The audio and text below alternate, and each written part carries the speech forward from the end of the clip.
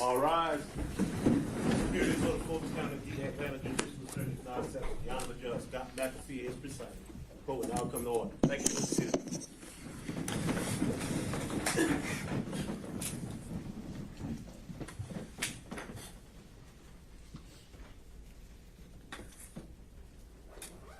All right, let's go on the record with 23 SC 188947. Who do we have as lead counsel for the state today? Good afternoon, Judge Nathan Wade, Special Prosecutor for the state. Here present at the council table with me, I have Executive District Attorney Daisha Young, Deputy District Attorney Will Wooten, and Special Prosecutor John Floyd. All right, thank you, Mr. Wade. And for Mr. Chesborough, who's lead counsel today. Good morning, Your Honor. My name is Scott Grubman. I'm representing Mr. Chesborough, and with me I have co-counsel Manny Aurora.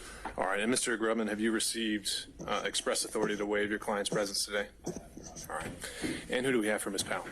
Brian Rafferty on behalf of Ms. Powell, Your Honor, and I have received express permission to waive her appearance. Okay, thank you, sir. All right, so just a few preliminary thoughts before we kick things off. To be clear, the scheduling order we entered for Mr. Chesborough earlier last week didn't contain any kind of a ruling on severance. So the plan would be to try to resolve as many of these issues as we can this week and to begin entering scheduling orders for the remaining defendants by either the end of this week or the early next week. So with that, is there anything else we should take up before diving into argument? Mr. Wade? Judge, the court had asked the state to be prepared to respond in its notice of the hearing, asked the state to be prepared to respond to a certain questions, a good faith estimate in terms of time, how many witnesses, and so forth. We're prepared to do that if the court would like. Okay, well, let's do that during your argument in response after we hear from defense on their motions. Okay, so I think just taking it alphabetically, there were two motions we've scheduled to be heard today from Mr. Chesborough. So, Mr. Grubman, floor is yours, and I think the idea would be to try to limit this to 20 to 30 minutes. We'll see where the discussion takes us and go from there. Would Your Honor, would it be acceptable for Your Honor if me and my co-counsel, Mr. Aurora, there's kind of a natural split. I'd like to talk about the kind of groups of facts that will go to both of our motions, both the motion to sever counts and the motion to sever from Ms. Powell. I believe the court indicated you would want to hear arguments on both. And then Mr. Aurora will talk more specifically about the statutory factors, if that's okay with Your Honor. And it won't take we won't take up more time than any one of us would have. Okay, have at it. Thank you, Your Honor. Your Honor, I want to start off by saying we recognize this is a RICO prosecution. We recognize that, and we do recognize that part of RICO is, providing prosecutors, at least the state would argue this, and there is some case law to suggest this, providing prosecutors with a little more ability to bring in conduct that's maybe broader than had they charged a direct crime. For example, in this case, there are, I would argue, 3, 4, or 5 separate alleged conspiracies really contained in one alleged conspiracy in this indictment. Mr. Chesborough is only concerned in terms of the evidence or allegations with what I'm going to call the alternate elector alleged conspiracy. The allegations contained in the indictment, and of course I'm not saying that I believe they are true, but accepting them as true, shows that Mr. Chesborough at most was only involved in that aspect of the conspiracy. Specifically, the allegations showed that Mr. Chesborough received approximately 18 emails, all in his role as an attorney for the Trump campaign, asked to opine on the application of the 12th Amendment to the United States Constitution and the Electoral Compact, and then several other emails. Most of those additional emails were simply transmitting the memos that Mr. Chesborough wrote that are alleged in the indictment, and 1 or 2 other emails to certain state officials discussing the logistics of how to go through the Electoral Compact. So that's what I'll call the alternate elector alleged conspiracy. Mr. Chesborough has been indicted as part of that conspiracy. He's alleged to be part of that conspiracy. Obviously, we will defend those charges, but that's conspiracy A, if you will. Then there are 2 or 3 other conspiracies. With all due respect to Ms. Powell, and nothing I say, of course, in this should indicate whatsoever that I'm commenting on the evidence against Ms. Powell. And I apologize, I know that's not Ms. Powell, but her representative, Mr. Rafferty. Ms. Powell is alleged to have engaged in a conspiracy, again, just accepting the allegations and the indictment is true, dealing with the computer systems down in Coffee County, Georgia. And those computer systems, as we allege in our indictment, Mr. Chesborough, or I'm sorry, in our motions, Mr. Chesborough is not even alleged to have undertaken anything, even remotely related to the Coffee County conspiracy, which I'll call it. Then there's a third alleged conspiracy. And that third alleged conspiracy, I'll call, I don't necessarily want to use her name because of the circumstances, but the poll worker conspiracy, where there are allegations that certain individuals named in the indictment went and tried to apply some pressure tactics to a certain poll worker that I believe works here, lives here in Fulton County. That is also a conspiracy that in no way, shape, or form involves Mr. Chesborough. And again, that's not my defense take on it. That's according to the allegations in the indictment. Now, again, as I started off, Your Honor, I understand that RICO does provide flexibility. What I would argue to the court, however, is that, of course, RICO does not overrule all of the rules and statutes and constitutional provisions that ensure that Mr. Chesborough not only has a speedy trial, which of course he's already demanded, but a fair trial. And Mr. Aurora will talk more about the detailed case law, but it's pretty clear here, Your Honor, that if this case were allowed to go to trial with either all 19 defendants, which obviously it seems like that's probably not going to happen, but even with just Mr. Chesborough and Ms. Powell, you're going to have 2 cases in one. You're going to have, and I'll be very interested to hear the government's good faith estimate of evidence and witnesses, but you are going to have days, if not weeks, God forbid, maybe even say months, given some experience in some other high profile cases that are happening in this building under the RICO statute. You're going to have weeks, if not months, of testimony just related to the Coffee County allegations. And because, I mean, if you've just reviewing the publicly available information related to the Coffee County allegation shows that at least how the state indicted it, it's a alleged wide-ranging conspiracy involving various people, involving very specific allegations about computer trespass and the like. And then you're going to have a full trial, same trial, but somehow you're going to have another full trial within that same trial about the alternate electors. Now, I suspect that the government is going to, or the state, I'm sorry, is going to say, well, it's all connected with the same purpose, and therefore it makes sense to keep all these charges together and keep all these defendants together. But, Your Honor, I would ask you to please keep in mind that the purpose that we're talking about here, I mean, I guess you can say the purpose is to elect Donald Trump president. But if that were the purpose, and a prosecutor could use a purpose of that magnitude to try to tie together charges and defendants that otherwise have nothing to do with each other, then, you know, before we know it, millions of people, literally millions of people could have been charged in this conspiracy. These are totally separate cases, Your Honor, and I believe, as you'll see from my colleague, Mr. Aurora, who will get up and talk about the case law. Thank you for allowing us to do that, because he's a lot more on top of that than me. And as you'll hear from Mr. Rafferty, I suspect on behalf of Ms. Powell, it is going to significantly affect these defendants' rights to a fair and impartial trial. Why should Mr. Chesborough have to deal with a jury who's going to sit there for weeks, if not months, and listen to all of this evidence related to Coffee County and Ms. Powell? He's never been there. He's never met Ms. Powell. He's never emailed, texted, or called her. He's never spoken with her directly or indirectly. And although I'm not trying to steal the thunder from my colleague, Mr. Rafferty, on behalf of Ms. Powell, same is to be said for Ms. Powell. Why should Ms. Powell have to sit there for weeks and months hearing evidence and testimony about the alternate slate of elector alleged scheme when she's not even alleged to have any involvement in that? And again, for the third and last time, I'll go back to, I do understand that RICO exists, whether we like it or not. The prosecution chose to bring this case under RICO, although they could have very well brought this case specifically against individuals who are charged with individual crimes, but they chose not to, and that's their discretion. But, Your Honor, that should not override Mr. Chesborough's right to a fundamentally fair trial. It's in the state constitution, it's in the federal constitution, it's in the Georgia Code. And I'm really worried that allowing evidence related to all of these other counts and all of these other defendants, in particular, in this case, Ms. Powell, will very seriously jeopardize this.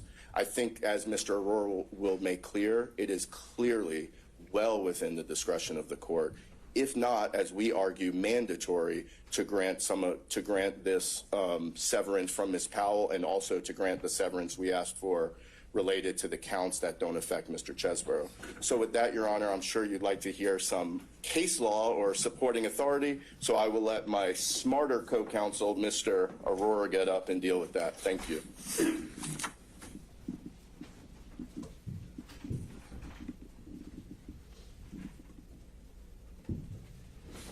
Good morning, Your Honor. Which motion do you want me to address first, the severance of the counts or the parties? Yeah, why don't we dive into the severance of defendants? I think that's the one that we might have more to talk about. All right.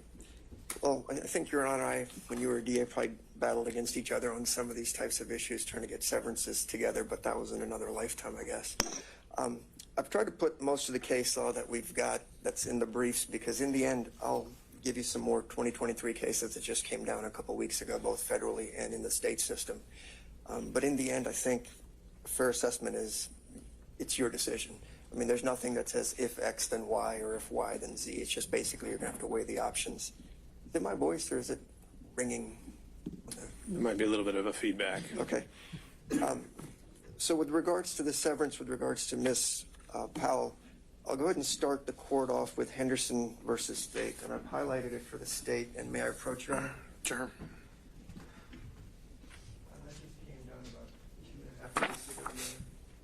And if you go towards the second to last page on the back, I've highlighted that for the court and for opposing counsel. So as you'll see at head notes 40, 41, and 42, like it says, everything's basically in your discretion. But in this case that just came down a couple weeks ago, what we were talking about is sort of highlighted in regards to sort of similarly the facts in our case, right? The first issue is going to be, is there going to be any confusion about the evidence? Are there conflicting defenses, antagonistic defenses? And in the end, is there going to be confusion as far as that goes? There will not be any antagonistic defenses because the two people don't overlap at all in the indictment or any evidence that I've seen. The issue is going to be what's the confusion, and one of the remedies is obviously jury charges. And in your case, the question becomes how many jury charges can you bring, can you provide to the the jury, as far as trying to understand all these types of things. So this case that I gave you is a RICO case involving gang-related type charges. And what it basically says is those two people were charged with the same crimes, and in the end, the court didn't sever those matters. We don't have that here, right out of the gate. There's no antagonistic defenses, so I'm not going to get into factor 3.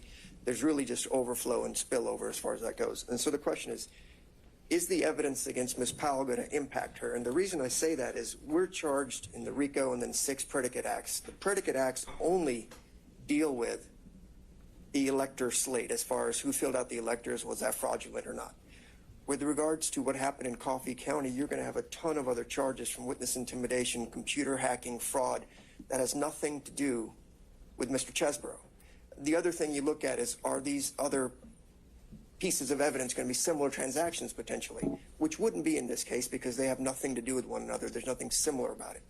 So when the government argues that it's RICO and we get to bring in anything in the kitchen sink, I think the cases that I'm going to cite you, there's a couple more also from 2023 that talk about, yeah, you can bring in everything, and it's mostly been like gang RICO type cases or some type of violence that's out there.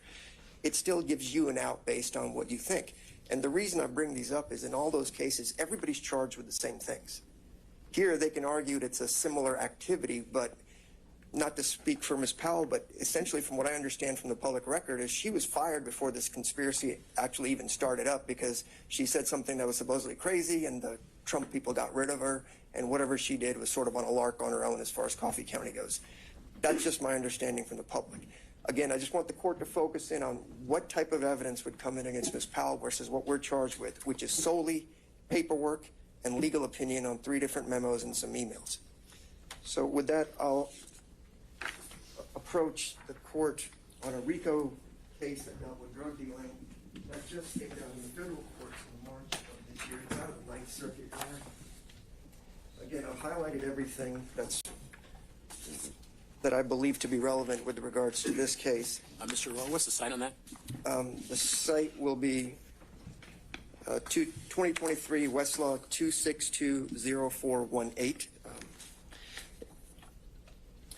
And if Your Honor would look at just above head note 7, it's going to be about 3 or 4 pages in. I realize the bottom of my pages have sort of been cut off, but it would be if you just fold over 3 pages, and I've highlighted it. And so again, there they talk about co-defendants being charged in conspiracies and, you know, why there's joinder in these matters. But again, factually speaking, if you look at it, the charges are the same against each person, and then the severance isn't necessarily going to change anything as far as that goes. And again, I know I'm repeating myself, but we don't have similar charges. It's completely different if you look at the indictment as far as that goes. Again, I'll emphasize, we are charged solely with the elector portion and the ballots that they filled out that were sent up to Washington, D.C. versus Ms. Powell isn't charged with any of that. She's charged with, I guess, computer fraud and some other things as it goes to Coffee County. And lastly, before I rest on this part of this argument, the seminal case that came down dealing with suppression would have been Zafiro versus United States back in 1993, DAF-IRO. Again, I'll highlight that, Your Honor. And this also is a drug conspiracy because almost all the RICOs and the conspiracies, unfortunately, dealt with drugs and violence, and this is sort of an outlier or a case of first impression for all of us here. And if Your Honor goes to the head notes that are labeled 8, 9, 10, 11, 12, and 13 on the 3rd page over, they talk about the risk of a fair trial in this situation. Again, in Zafiro, they didn't grant the severance because the parties were interacted, and they just mostly talked about antagonistic defenses because one co-defendant would say the other guy did it, I didn't know anything about anything. But they also talk about what evidence could have been admitted that wouldn't be considered against someone else. And so in our position is, if you look at Georgia case law, it talks about would they be similar transactions so they could come in or some other vehicle.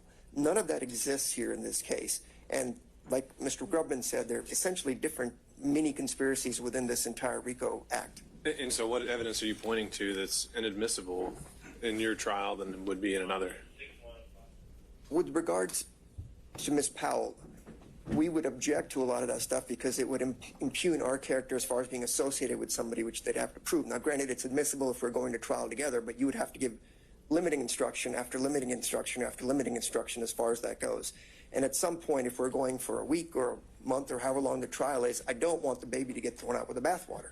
That's why I'm emphasizing. We are charged with sort of the intellectual part of this case, right? We wrote some memos talking about how the ECA and the 12th Amendment works, and that's a separate motion we filed that we'll need to take up in the future about those issues. And then specifically in Georgia, we sent 2 emails to the head of the Republican Party as alleged. That's it. In the RICO counts,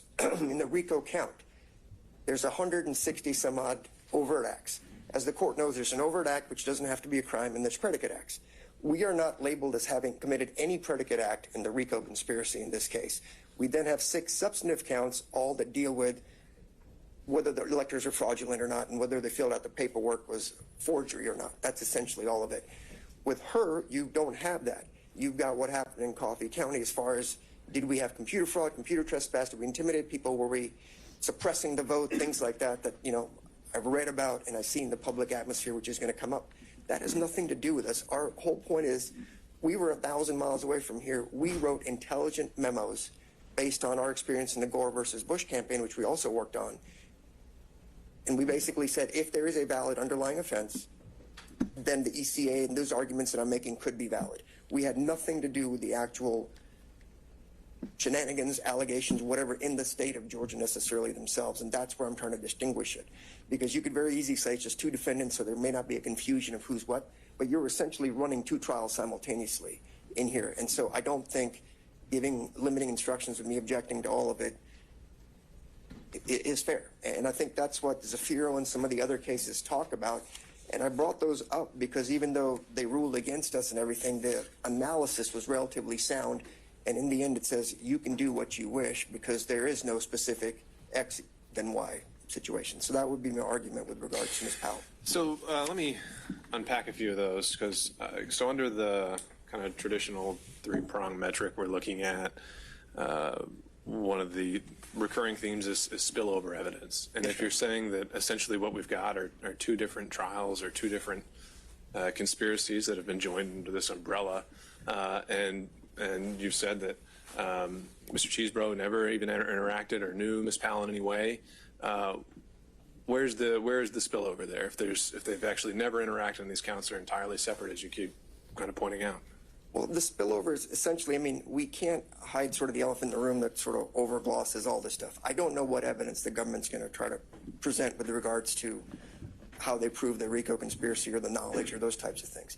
What I'm saying is, yes, there's going to be separate evidence going up against Ms. Powell, but at some point, the sheer volume of it all, there's going to be sort of a connection. We're sitting at the table together, and that carries a lot of weight. Your Honors, one of the very few judges that's done a ton of trials as far as that goes, and you know the impact that's going to have as far as that goes. There's just a reality. I don't know if there's a legal theory that says it out there, but you and I both know that's going to happen. And I'm not discounting that it might be, obviously inconvenient and burdensome, and it might take a lot of time. But do we have any case? You cited to the Price case, Yes, I think, as a reversal of a denial of severance. Yes, sir. Have there been any other cases in the 43 years since then where a denial of severance was reversed?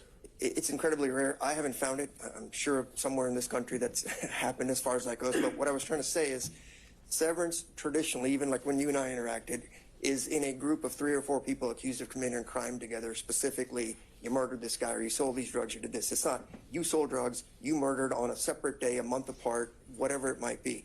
There's a time lag here. There's a completely different set of facts that go with it. There's no interaction or knowledge as far as the parties go. So there's no way for us to presume how much damage that the evidence against one person might eventually spill over regardless of the instructions. And that's what I cited to you in the Griffin case, out of Georgia from 2000 by the Supreme Court. It's a decision you have to make. I can't presume any of that, but having a ton of experience, you having a ton of experience in trials, you know that is a substantial risk as far as impacting a fair trial, because her charges are way more provocative versus the boring old charges that we have as far as just sort of the paperwork type situation. And that's what I worry about, because it tinges on racial issues, voter suppression, all those kinds of things are going to come up, based on what's happened in Coffee County. And that scares the heck out of me. So are you saying that in line with Price, I think the way Price has been distinguished over the years is one defendant had overwhelming evidence and the other defendant didn't really have much. Are you saying there's a defendant here who has overwhelming evidence as compared to your situation? Well, I don't have discovery yet, so I can't necessarily say. I can just base it on what I think the evidence is going to be. I don't know if I'd call it overwhelming. It's completely different, and I'm sure there's going to be a ton of it from what I've seen in the TV coverage and the public media as far as people speaking out on Coffee County. Whereas on our side, we'll have intellects talking about, is the ECA constitutional, is it not? What is the 12th Amendment? I mean, frankly, Judge, prior to this case, I didn't even know what the 12th Amendment was because I'd never even thought about it. I don't know if anybody in this room had really thought about it, or the ECA. It was just people vote and somehow it all works out. And so I've had to learn a lot of that stuff. It's just a completely different trial. I think you can see that in sort of reading just the indictment in itself. And that's the fear. At some point, do we just sort of mix it all together and stop paying attention? I don't know. And then how many limiting instructions are you going to give in this case? Is it going to be before every witness that comes up against Ms. Powell, which of course I'll have to object to, is not relevant to us, and impeaching and all these kinds of things. And so I just think it'd be easy to have a clean trial. It'd be a much shorter trial, in my opinion, as far as that goes. So that would be my position, and I'll let Mr. Rafferty address it, and then I can address the second issue. Why don't we just go ahead and, since you're up, we'll talk about severing counts, because that one I wanted to make sure I understood exactly what you were asking for. Are you saying there should just be a redacted indictment if you proceed to trial alone? Or are you saying that the state shouldn't be allowed to introduce any evidence other than what Mr. Chesbrough has specifically been charged with? What I'm asking for is a redaction, and we typically do that on cases where, we have hearings on certain charges or a co-defendant falls out. If there's multiple murders or multiple drug deals, you sort of block it out. I don't know how else to phrase it except for maybe a severance of counts. We have 7 counts. I get it. I don't necessarily think they're related, but I'm not going to challenge that because the law is weak on those issues. The 34 other counts involve a total of 13 defendants that we're not affiliated with. Our counts are involving 6 total people. But the other 34, again, as Mr. Grubman said, are multiple conspiracies within the conspiracy, and I don't see how that's relevant or even admissible in this case. It's not similar transaction material. So I'm just asking it to be redacted, I guess, if that's the correct word, because we're not being judged on those counts, so we shouldn't be telling the jury all this kind of things, just like you'd redact some of the names in the indictment. So to be clear, it's more just a logistical thing that the jury would get an indictment that's been changed just to reflect your case, not that they couldn't have witnesses talking about the entire RICO enterprise as they allege it. Right. I'm not saying that all that's a matter of different objections down the road as to admissibility or relevance, but on this matter, I'm just saying the jury shouldn't be seeing the other 34 counts that are out there, or the, I guess, 18 other defendants or 17 other defendants that are out there. I did cite Durden as far as your discretion, but that's, again, more about counts I've been charged with, trying to sever, something apart. We don't have that time distinguishing. All our actions are within basically 2 weeks, so I'm not going to waste your time with that. I'm just saying what the other 34 counts deal with, the time frames are different, the people are different, the charges are different, and so I would just like a sanitized indictment, whether we go alone or with Ms. Powell, as to those counts, because I think the court can see, obviously, there was some prejudice there, having to read off a 98-page indictment when only, I think, 6 or 7 pages apply to us. Okay, fair enough. Thank you, Mr. Aurora. Yes, Your Honor. And will I be able to rebut if the government chooses? Let's see where we go. Okay.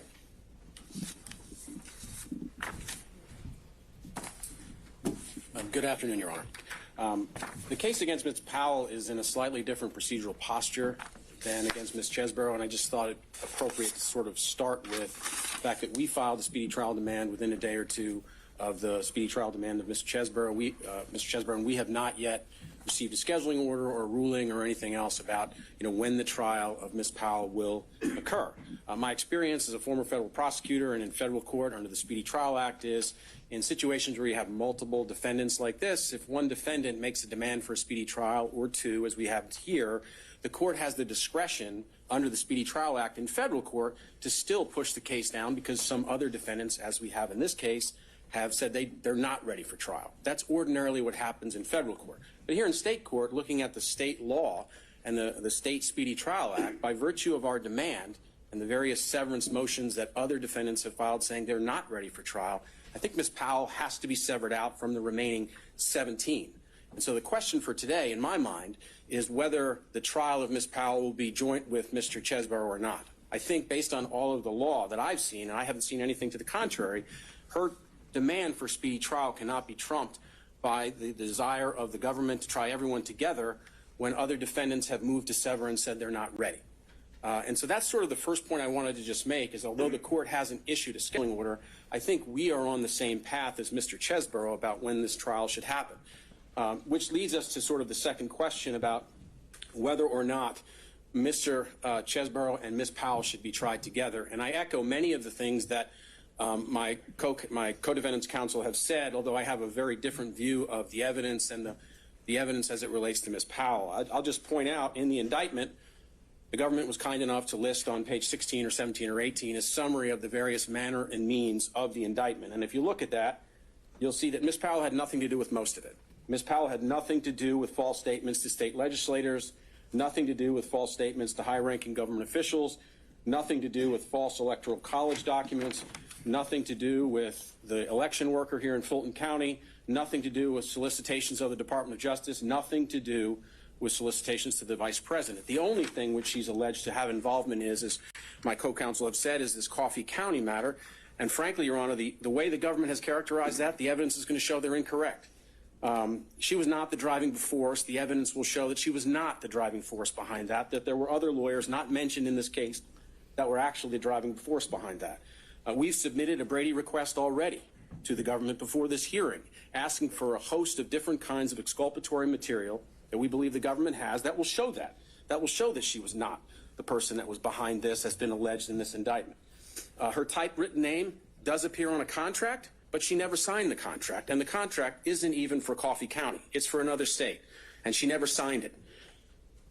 And the most important part of this case, Your Honor, with respect to the Coffee County aspect of this case, is the question of authorization and whether or not the visit down there was authorized or not. And there's a lot of public documents that are out there that demonstrate that numerous folks associated with Coffee County authorized that visit. The video itself shows that. Ms. Powell's name appears maybe a dozen times in this indictment. She has nothing to do with the electoral college aspects of this, which is going to involve all sorts of complex testimony about constitutional issues and things of that nature. Her only involvement, as alleged by the government, is what happened in Coffee County, and even that they have wrong. So why does that matter? Because my presentation, my cross-examination, my case is going to depend on my ability to present to a jury that she had nothing to do with what the government says she was involved in Coffee County. The evidence is not going to show what they say. But all of that, all of my efforts, is going to get washed away in days or weeks of testimony, perhaps, about the Constitution and whether or not and under what circumstances alternative electors can be put in place, and whether the legal opinions of Mr. Chesbrough and others have any sort of legal validity. All of that is going to be prejudicial to my client. She's going to be sitting there for days, if not weeks, listening to this kind of testimony when the case as to her in Coffee County really boils down to one day, January 7th. That's it. The whole case is about whether or not that visit was authorized and what, if any, role she had in it, which is very little, if none. So, you know, she's going to be prejudiced by all this other testimony about things that she had nothing to do with. And as a matter of judicial economy, you have discretion, as my counsel have said. You have the discretion to make a decision about the interests of judicial economy. I don't think a trial about Coffee County, if that's what we have a trial about, is going to take weeks or months. I think the trial could be over in a couple of days. Most of it is on video that a lot of folks have seen, and there's a handful of emails, and that's really it. There isn't that much evidence. And so when the court thinks about its discretion, about how it can exercise that discretion and move this case along, move Mr. Chesborough's case along, the best way to do that, frankly, is to try the cases separately. And I would ask the court to just exercise the discretion that it has, that my co-counsel have already set forth, and sever Ms. Powell's case for Mr. Chesbrough so she can get a fair trial. I'm prepared to answer any other questions, Your Honor. I think I've laid out my arguments. Let me take up one, again, as it relates to the traditional framework. I think Mr. Chesborough's team took this up, but one of those, obviously, is the antagonistic defenses. Are you joining their position that you don't anticipate that being a consideration here? I don't think that there's antagonistic defenses because, as my co-counsel has said, my client doesn't know Mr. Chesbrough, has never met him, has never really spoke with him. There's no emails or documents or anything else.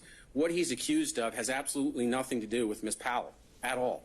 And so I don't see that as antagonistic. It's just that evidence presented at a trial with Ms. Powell is going to prejudice her in the same way that Mr. Chesborough's lawyer said that evidence about whatever Ms. Powell did would prejudice Mr. Chesbrough. Okay. Thank you, Your Honor. Thank you, sir. Hey, that cue's fired. That's why Mr. Wooten is chomping at the bit to address some of the arguments that counsel has made. I'll just briefly lay out a few things that the court has asked the state to be prepared to respond to. Firstly, we will contend that a trial of these 19 co-defendants will take 4 months, and that does not include jury selection. And it's also predicated upon whether or not, of course, the defendants elect to testify or not. But 4 months is our time estimate. In terms of the number of witnesses, there are in excess of 150 witnesses that the state intends to call. 150 witnesses. Judge, we contend that we must prove the entire conspiracy against each and every one charged. Each and every one charged. So the court, in the interest of judicial economy, would have to make the decision as to whether or not the court wants to try the same case 19 times or 2. So, to be clear, when you say 2, is your position evolved from your filings of last week or from lately? It hadn't, Judge. I just throw out the number for just to give the court the difference in the number of times and the number of man hours it'll take to try the case, once or twice. Well, when you say twice, who's involved in each case? Obviously, the 2 who have requested severance here. All right, because up to this point, I thought the state's position was all 19 need to go on October 23rd. It is, and that continues to be our position. Okay. And just to clarify that and flesh that out a bit, you're saying that right now you would predict that if it was just a trial of Ms. Powell and Mr. Chesbrough, that the state's going to need those same amount of witnesses, those same amount of exhibits, and that same amount of time? Absolutely. Okay. Your Honor, for my portion, I do have a PowerPoint. How does the court prefer that I do that? Well, I think we'd have to get you on the Zoom call so you can share a screen. Okay. Just a moment. Do you have a link for that? I do not, Judge, but All right, let's see if we can email you that.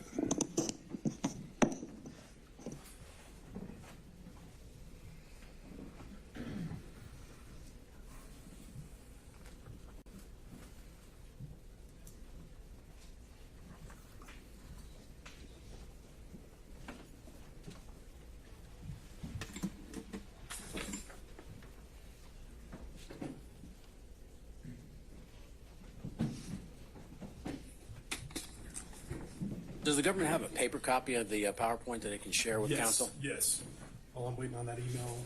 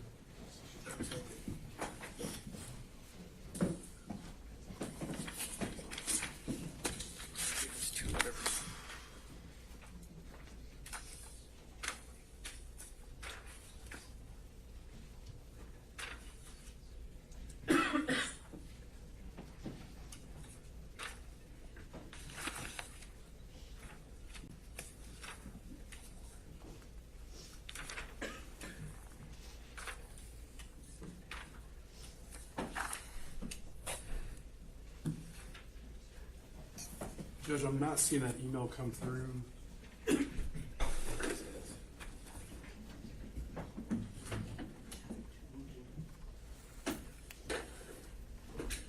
Just hold another minute.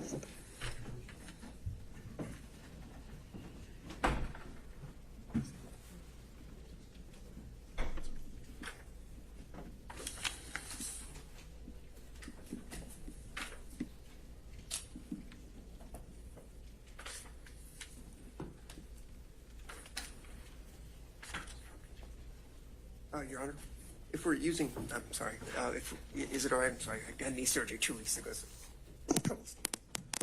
could we just make the PowerPoint an exhibit if the government's going to use it to the record? We want to make it an exhibit? That's Or I would ask if objection they're here with this S1? No objection, Your Honor. All right. Do we have an extra copy for Ms. Smith? we could share ours, I can share with Mr. Rafferty if they don't have an extra copy. Judge, I did have a copy for the court, but I could convert that to an exhibit if the court prefers. Sure.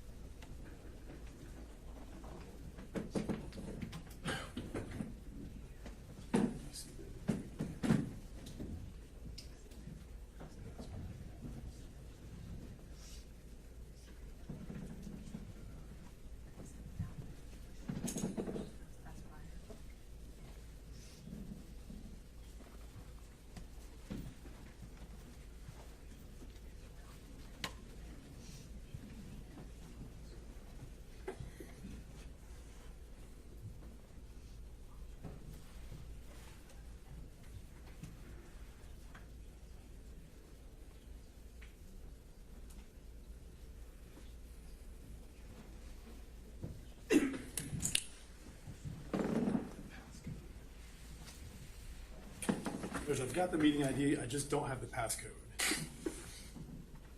Stand by for another email.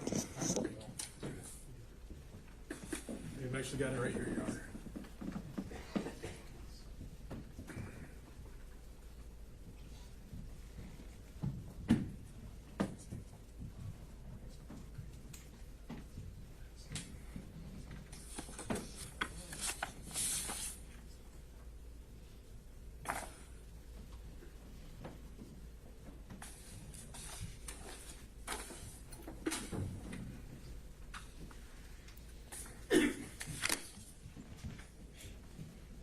Judge, may I go ahead and share screen?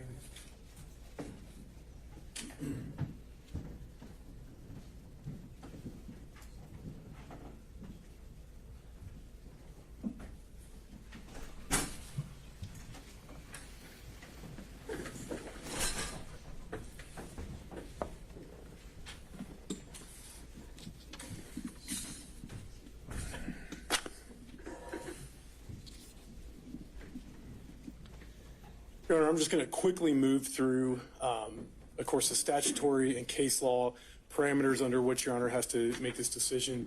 1784A, of course, states that when two or more defendants are jointly indicted, such defendants may be tried jointly or separately in the discretion of the trial court. And our case law, we're relying on Collins versus the State, 312 Georgia 727. Three factors to consider are the likelihood of confusion of the evidence in law, the possibility that evidence against one defendant may be considered against the other defendants, and the presence or absence of antagonistic defenses. And I guess the position of the other side is that neither is saying that three is an issue, that there doesn't seem to be any antagonistic defense. Of course, neither the mere presence of an antagonistic defense nor the possibility that a separate trial will give a defendant better chance of acquittal is sufficient to sever. The defendant bears the burden of showing that a joint trial would be so prejudicial as to amount to a denial of his or her right to due process. So I want to talk about what's not a proper ground for severance first. And this is coming from Mr. Cheeseborough's motion to sever. He says, in sum, there has never been any direct contact or communication between Mr. Cheeseborough and Ms. Powell. Similarly, there is no connection or overlap between the overt acts or the substantive charges associated with Mr. Cheeseborough and Mr. Powell. That is not a defense, and that is not a ground for severance.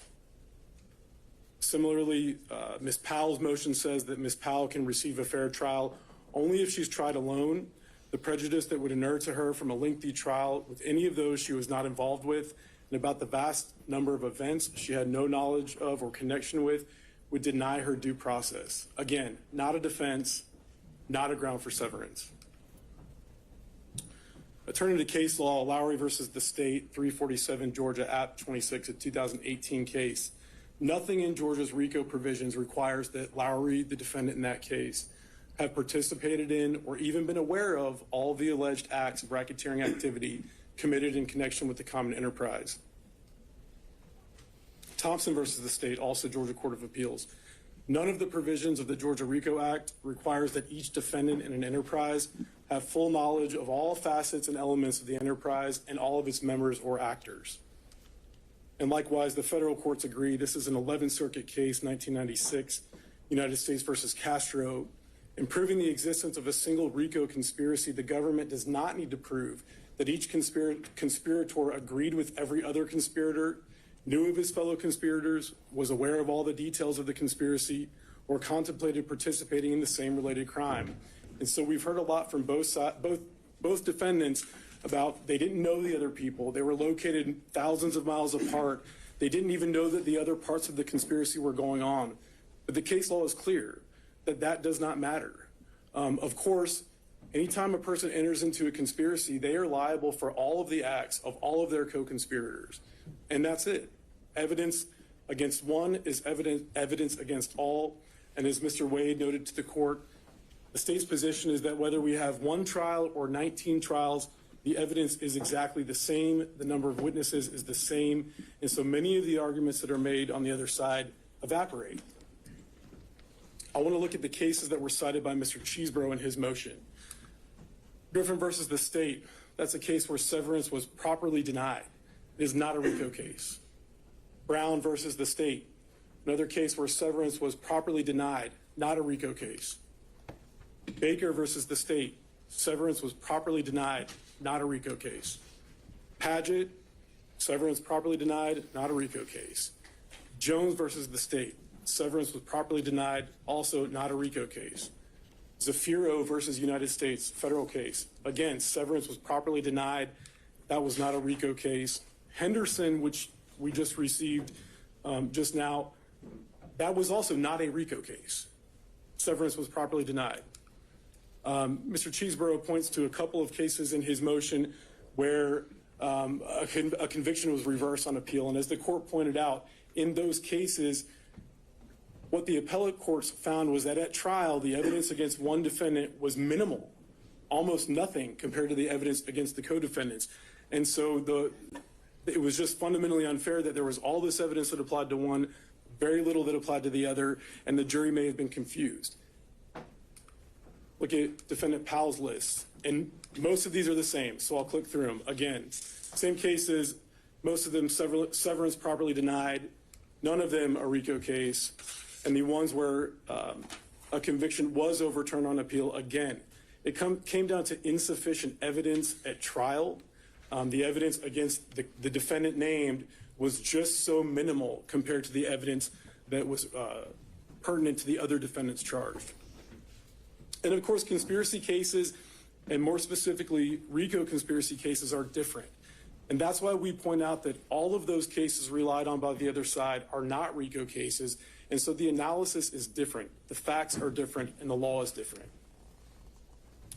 Looking to our Georgia courts, Pasha versus the state, 273, Georgia App 788, 2005 case.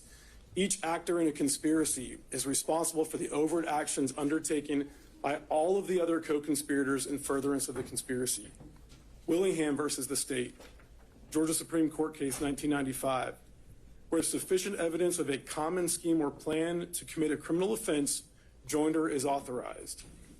And our federal courts kind of take both of these concepts, and in United States versus Caporale, 806 F. 2nd, 1487, an 11th Circuit case here in Atlanta in 1986, joinder of co-defendants in a count charging a single RICO conspiracy violation is permissible, even if different defendants are charged with different acts of racketeering, if the racketeering acts charged are in furtherance of the overarching RICO conspiracy charge. And in our case, the state's theory of the case, and as laid out in the indictment, each and every one of those 161 overt acts charged, and all of the offenses charged from count 1 to count 41 were all in furtherance of the same overarching RICO conspiracy, which was to unlawfully affect the outcome of the 2020 election in the state of Georgia. Every single one. I understand the other side's argument that, my clients over here in Coffee County, my clients over here in Wisconsin or wherever sending off emails. But the problem for them is that it doesn't matter because it's all part of the same overarching RICO conspiracy.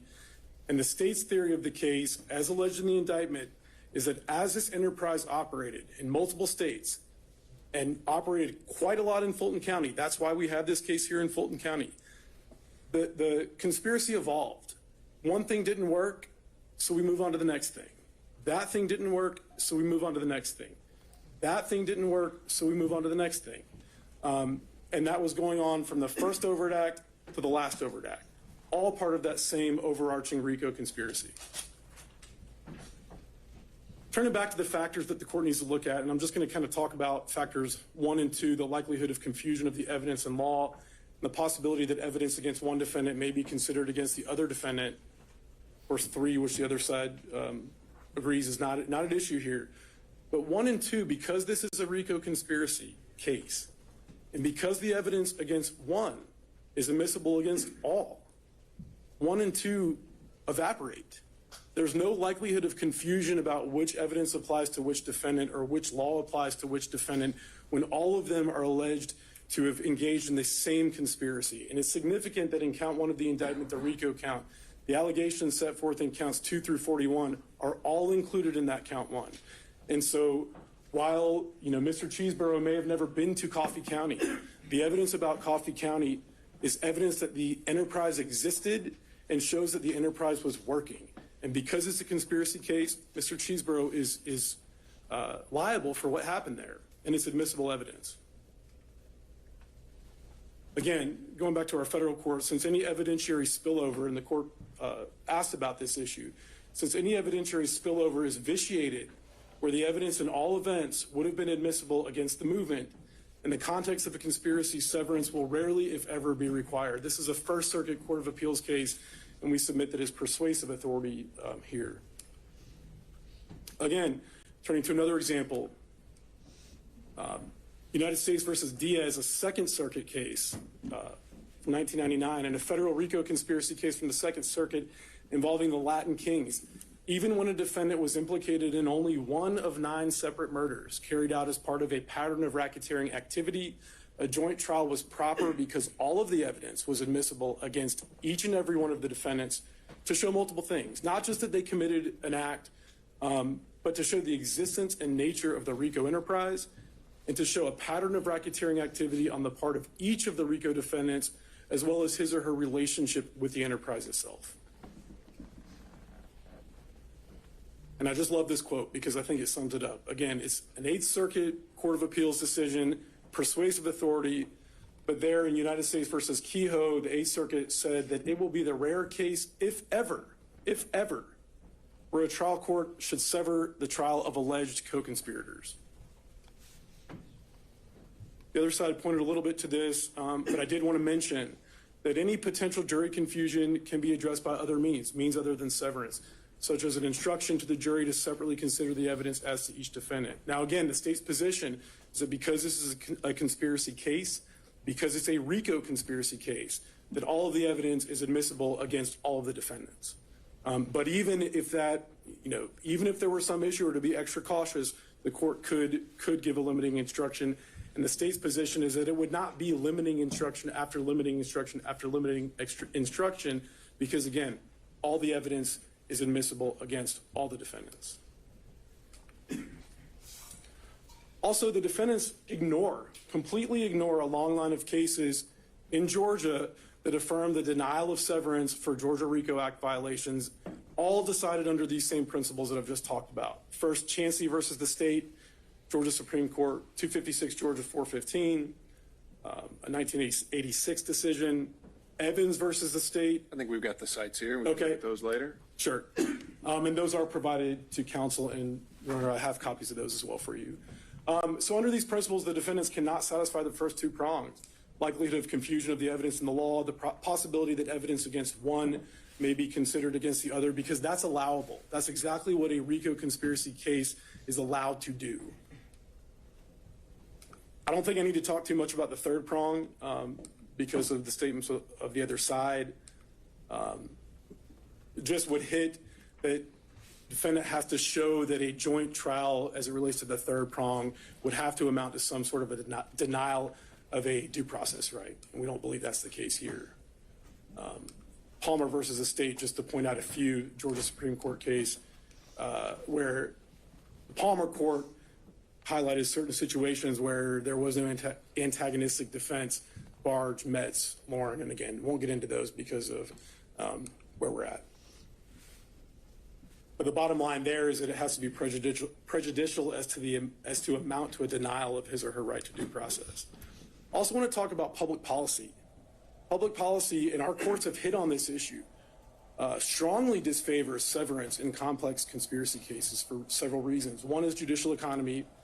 There's been arguments on the other side that somehow severing any of these defendants out would be more economical. I'm not quite sure how that works.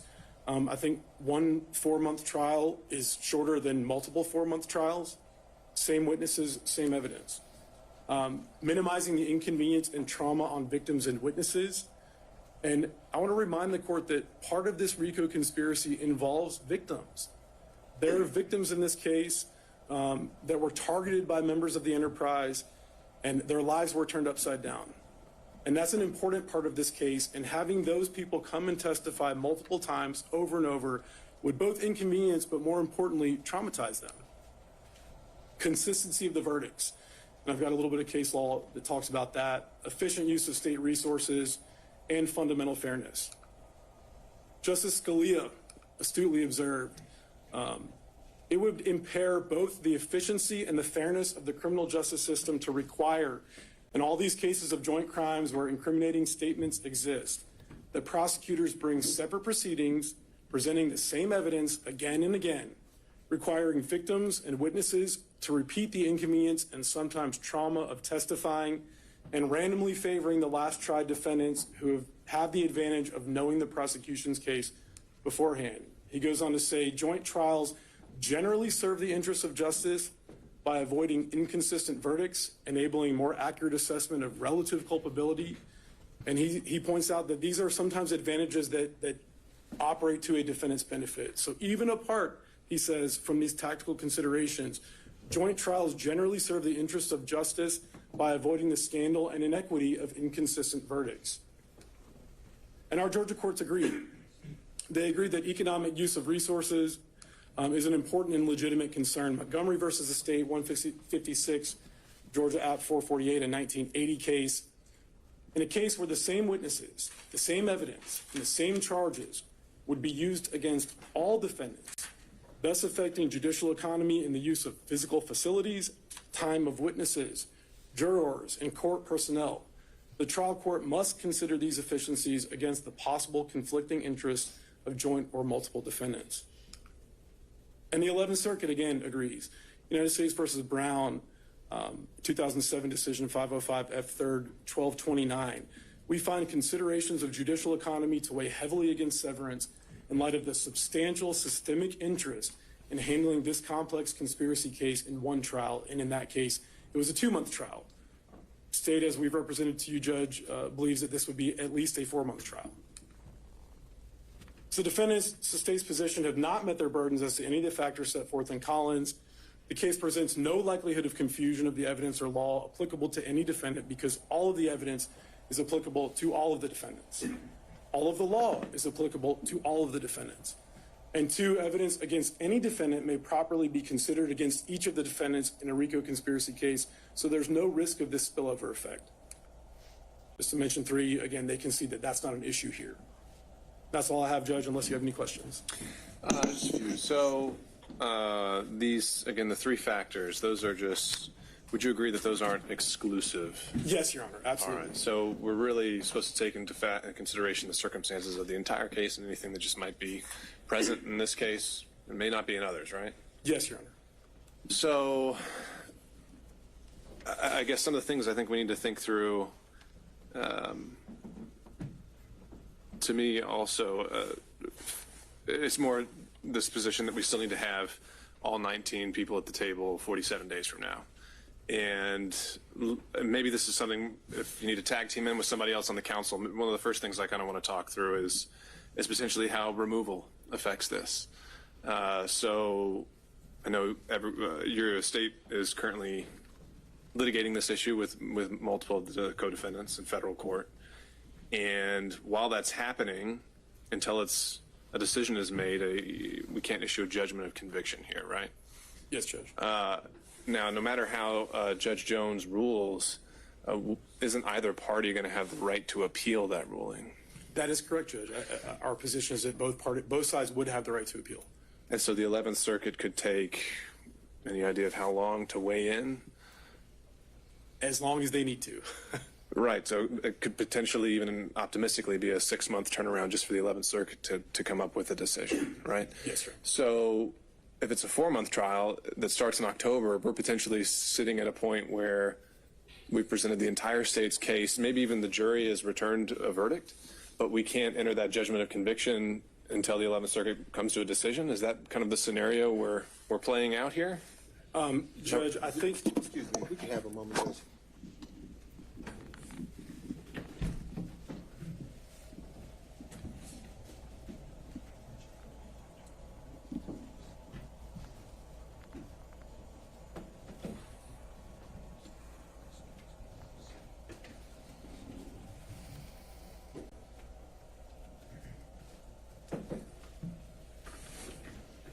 Your Honor. And by the way, let me add, I know this wasn't something that I highlighted, so if this is something we need to submit for, post-hearing briefing, we can do that, but this is something that I think is a consideration we ought to be taking into mind. Sure, and that may be the best route, Judge. our kind of position on that is it depends on what the scope of Judge Jones's order is. If he takes the position that he removes everyone, or that he just removes those who may have, some entitlement to removal, the law is a little unclear on how that works in a criminal case. But you can see what would happen. No matter how he rules, if let's say he says that some aspects of the case stay behind with us here in Fulton County, and the 11th Circuit changes their mind and reverses that entirely and says, no, the entire case has to get removed to federal court. Where does that leave us in the middle of a jury trial? Is double jeopardy attached? Have you now risked your entire prosecution because this case has now been removed to federal court and we've sworn in a jury and it's been presenting evidence against all these other co-defendants? Judge, again, I think for those very complex kind of fine-tuned details, we may need the opportunity to brief those issues. It's not easy, and we've got, again, less than 2 months to figure this out. So I think to kind of charge ahead without coming to some thoughts on this very soon might be risky. And then the other issue here is even if we say that the three prongs aren't met, again, just dealing with the logistical issues, the state's case may take 4 months, but voir dire with 19 defense attorneys is going to be a different animal than voir dire with 2. So I don't think saying they're both going to equally be 4 months, no matter how many defendants are involved, would be completely accurate. Is that fair? In terms of who can object? Just any particular question that's asked, the sidebars that are requested, just the sheer physical limitations if one attorney gets sick. Is it really so, can we so confidently say that each trial is going to be exactly 4 months, no matter who's involved? I don't think we can say exactly, but I think it kind of cuts both ways, Judge, because if we had, for example, 19 people tried at one time, you have a witness up, and let's say they're subject to 19 cross-examinations. Of course, each of those 19 is not going to be the same full-length cross-examination. So you would have kind of a shorter, if you took them all together, you might have a shorter time for that witness on the stand with 19 people versus if you have 19 trials of one person. And I'm going to the extremes just to demonstrate the point. But if you have 19 trials with one defendant each, then each of those witnesses would be fully cross-examined 19 times. So there's a give and a take. Some things might take longer, some things would be quicker. So the other things to think in mind is this is going to be a case with a lot of pretrial motions. And again, I don't know how many hearings we're going to need to have to sort through all those. But if we compress our timeline to 40-something days, our ability to even be able to really weigh those and think through these issues, again, it just seems a bit unrealistic to think that we can handle all 19 in 40-something days. That's my initial reaction. Thinking of just how to get this, and are we even delaying the inevitable? If we say there's no severance, aren't we going to have 17 defense attorneys get up here and file motions for a continuance just saying they're not ready? I think we've already had some counsel indicating they're on trial in other cases in federal court. And if we're just going to be sitting in a position where we're having to consider a continuance motion in 40 days, why delay the inevitable? Sure, Judge. State's position on that is that we're here on 2 defendants. And so at this juncture, other defendants have filed their motions for severance, and they may raise those issues. And it would be appropriate for the court to consider all of these issues in making its decision. But for today's purposes, we're here on 2 defendants. And the issue is, do we pull these 2 defendants out? Not do we pull, defendant 13 out or whatever the case may be. So the state's position is until those are raised by those parties, once we have hearings on those, that they shouldn't affect the court's decision as it relates to these 2 defendants. Okay, so at a minimum, I think what I'm hearing here is that it might be appropriate at this time to consider whether Mr. Chesbrough and Ms. Powell proceed alone together. Whether they have provided the court and met their burden to show that they should come out. Not that the other 17 should come out, but they should come out of the pot is the state's position. Okay. All right. Your Honor, may Sure. I have like 2 minutes to respond? Sure, last word from the defense since it's your motion. So, Judge, I will take this down. Your Honor, I'm not trying to oversimplify this because it is a complicated case, both factually and procedurally. However, as to the 19, Your Honor, there can't be a trial of 19 people, and it has nothing to do with the length of time. It has to do with the fact that 2 defendants exercised their statutory right to a speedy trial, and 17 other defendants, many of whom's lawyers are here, didn't. And that's our right to do, and that's their right to do. So, with all due respect, Your Honor, I don't even know that there's truly a reason to spend much time. Of course, I can answer any questions, but really much time talking about 19. So really, I think the question here today, to wrap up, is whether it's a trial of State versus Powell and Chesborough, or 2 trials, one State v. Chesborough, one State v. Powell. All of the cases, and we would like an opportunity, since there will be some post-hearing briefing, to read those cases the court State cited and maybe respond to them.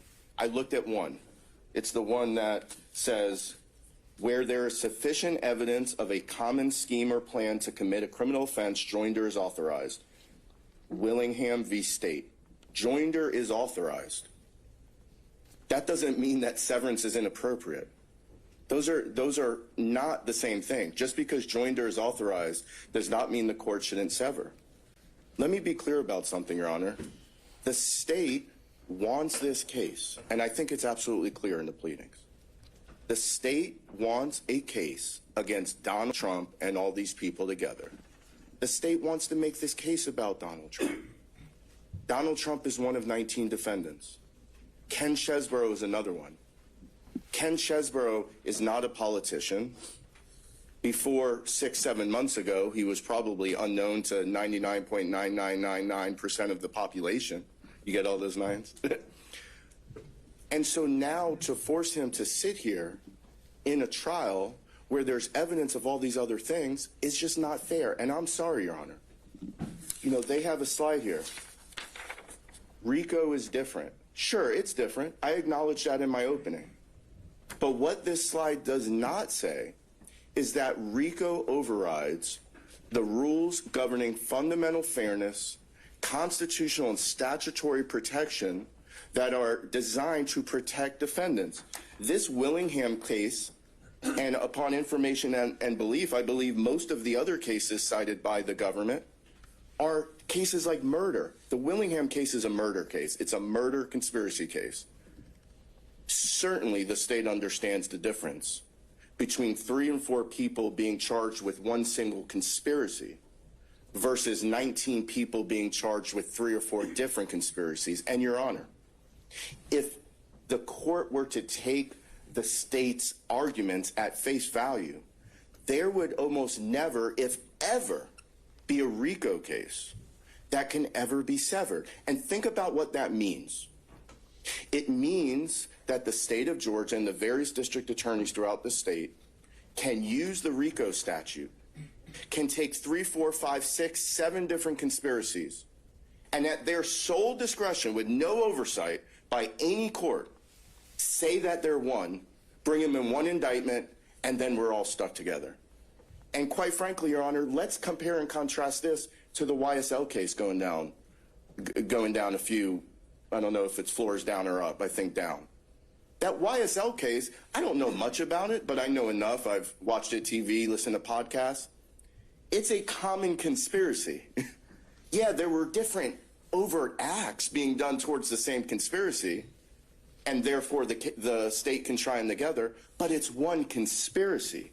And that's where I think if you read that Willingham case, where there is sufficient evidence of a common scheme or plan, how, Your Honor, is the plan down in Coffee County, if it's a plan, the alleged plan, have any commonality other than electing Donald Trump, Your Honor? Half of the United States took some act towards electing Donald Trump. If that were the only thing that mattered in terms of connecting all these as a common conspiracy, there would be no rules of due process. And the last thing I'll say, Your Honor, is I will go back to what we said at the beginning. I think it's perfectly clear here that this trial does not have to last 4 months. Because what the state is assuming is that, let's say Your Honor grants our severance motion and allows us to try our case just Chesborough and then Powell separately. Well, they're saying, well, it's all going to be the same evidence. Not necessarily. Obviously, the time hasn't come to file motions in limine, but we will obviously file motions in limine regarding the admissibility of certain evidence, certain extrinsic evidence of other acts that we don't think are relevant. And we have the other motion to sever the counts. And no one motion, I don't think, Your Honor, should be, they all, obviously, I know the court has to rule on all of them independently, but I would argue, Judge, that you should consider them jointly in terms of figuring out the big picture here, which is, it is within the court's control to. Well, let me clarify something, because I think the argument of the motion to sever the counts really wasn't so much as a ruling on Yes, Your Honor. limiting the evidence, just as a logistical, here's the indictment we're going to hand the jury. And I meant all together. So if you combine, let's say Your Honor was to grant that, it would be a significantly pared down indictment. Then, assuming that we're going to file motions in limine that kind of track the same type of arguments, right? The things that I know Your Honor is not going to rule on this until we file it, but you might expect that if Your Honor grants a motion that says, all right, these 50 things in the indictment don't get read to the jury, it's probably a pretty good chance either way that we're also going to file a motions in limine to say that evidence of those things that have nothing to do with Mr. Chesborough also can't come in. Your Honor, the bottom line is the state cannot be allowed to call something RICO and the rules are out the window. It wasn't what the General Assembly intended. It's not consistent with just basic principles of due process and fundamental fairness. With that, Your Honor, unless the court has any questions, we appreciate it, and I reserve the remainder of my time to the extent there is any. Mr. Rafferty? Very briefly, Your Honor. I just want to. We've beaten the dead horse as it relates to your discretion about granting a severance between Mr. Chesborough and Ms. Powell. But the first point I made, I think, remains, and that is Ms. Powell has filed a demand for a speedy trial much in the same way as Mr. Chesborough. Many of the defendants, as counsel has indicated in the courtroom here today, their lawyers have filed motions to sever. And I don't think any of the case law or anything that the government has cited here today trumps my client's right to a speedy trial. She has asked for a speedy trial. She filed it timely, just like Mr. Chesborough. Therefore, I think, at a minimum, her case is severed from the remaining 17. It must be severed because none of the cases that the government cited point to the idea that all of those considerations trump the statutory rights of my client to a speedy trial. So, you know, we can see what post-briefing comes in about severing Mr. Chesborough from Ms. Powell, but I don't think there's any dispute at this point that Ms. Powell and Mr. Chesborough are severed from the remaining 17 based on our demands for speedy trial. All right, thank you, Mr. Rafferty.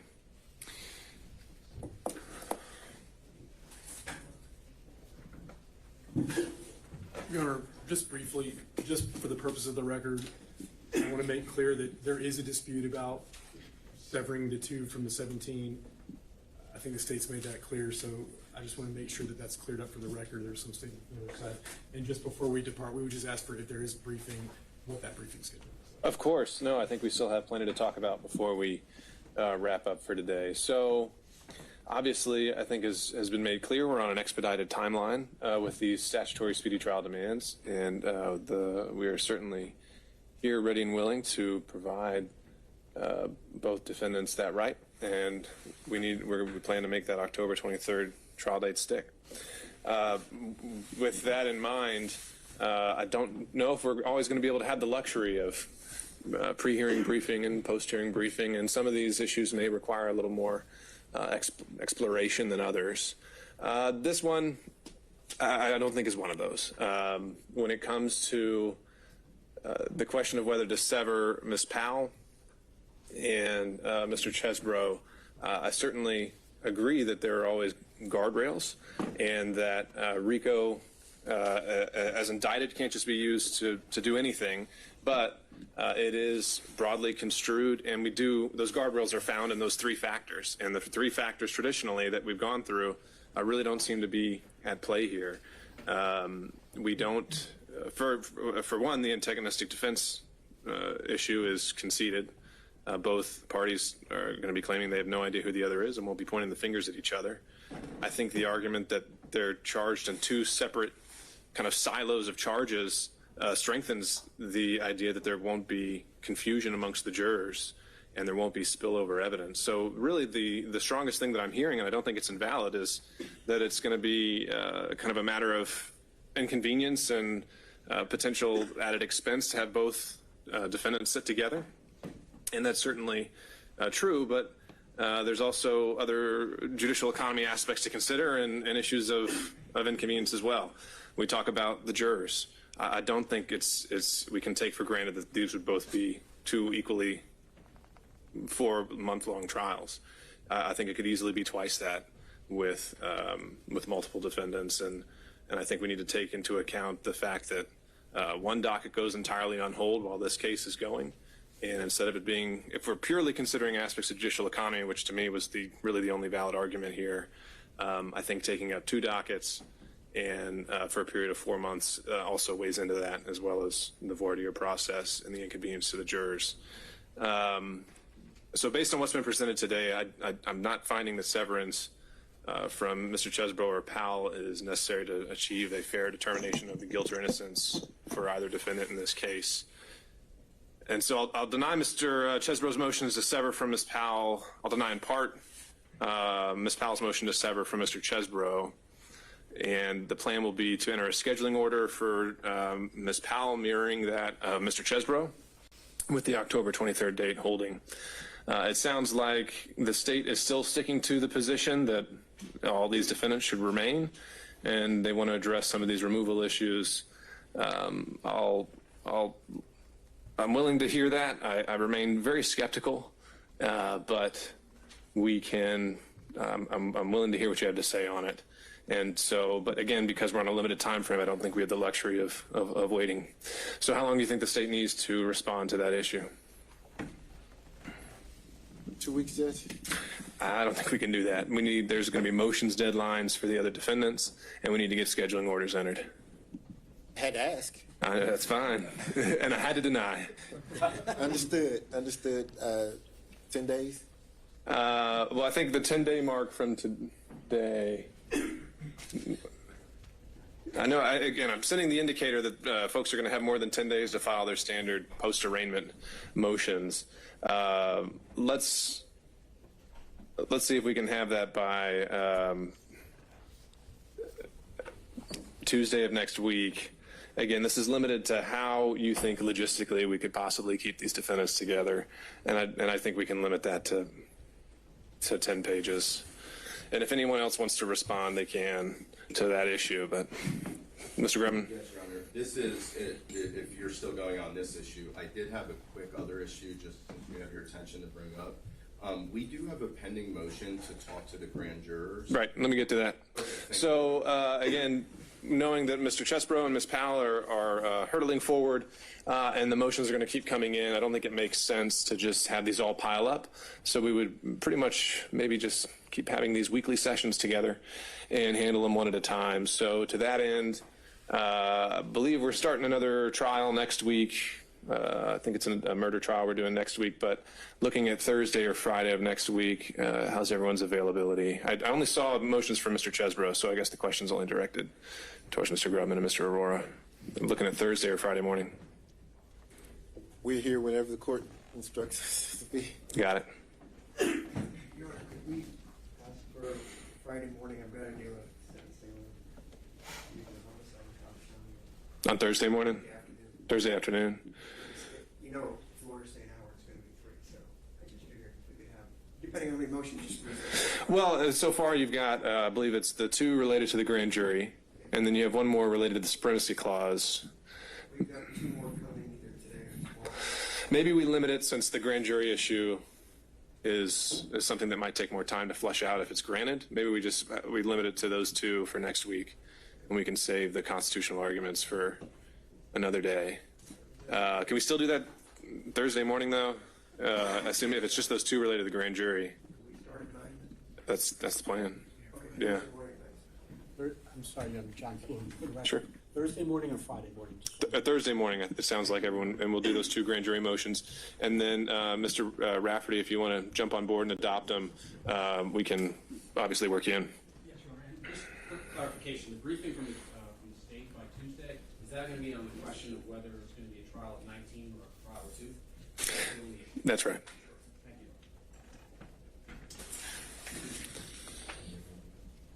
Nothing else from Mr. Chesbro at this time, Your Honor. Thank you. Okay, thank you, Mr. Grubman. Anything else we should address since we're all here together? Real quickly, Sir, yes, sir. some of the lawyers for some of those other defendants are in the courtroom may well have an interest in the issues and the arguments that the government makes about whether it's a trial of 19 versus a trial of 2. So are those other lawyers permitted to submit some kind of briefing in response to whatever the government says? I think that would be fine. I think some already have. I think folks have already been submitting severance motions saying that they're not ready, that there are conflicts, and so that might very well suffice. But certainly, I'm not going to foreclose that opportunity if they want to be heard in more detail. So we'll send out an email to everyone indicating as much. And relatedly, then on Thursday morning, will we potentially have some discussion of that motion as well? That briefing. We can. Again, I think by then I'm hoping to have already ruled and issued some scheduling orders because we need to get that clarity so we can focus on what lies ahead. Anything else? No, Your Honor. Okay. Anything from the state? No, Judge. All right. Thank you all. See you next week. Thank you.